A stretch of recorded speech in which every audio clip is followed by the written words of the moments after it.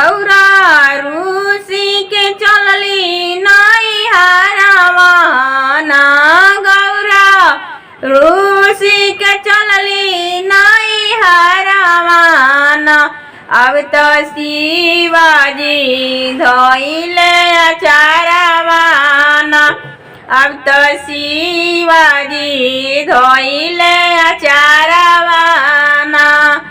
काहे गौरा रूसेलु माना हमरी बात हो। काहे गौरा रूसेलु माना हमरी बात हो।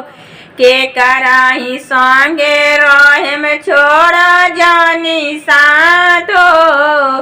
के कराही संगे रहे में छोड़ जानी साथ हो। हमार घरवा दुआरवा सुना लगी है। हमार घरवा दुआरवा सुना लगी है। शिवाजी धइनिया चाय अब तो शिवा धइले गौरा के अचारवाना। अब तो शिवा धइले गौरा के अचारवाना। कहेली गौरा सुनिया घरदानी। रौरा त कले रानी बना के राखम रानी।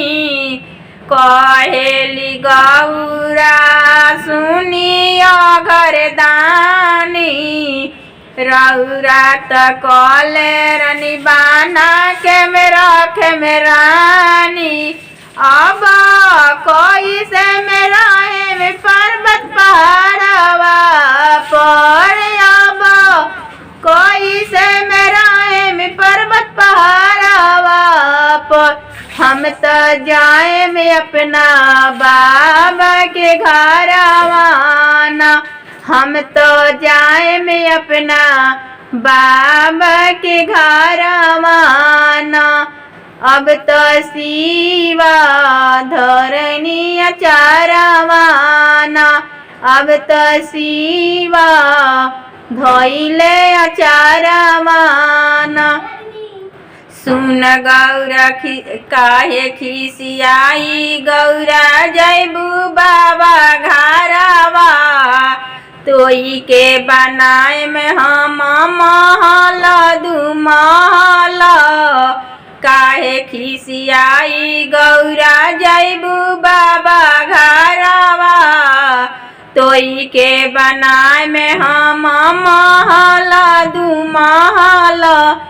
अब तो बन के रहिया महल के रानिया ना।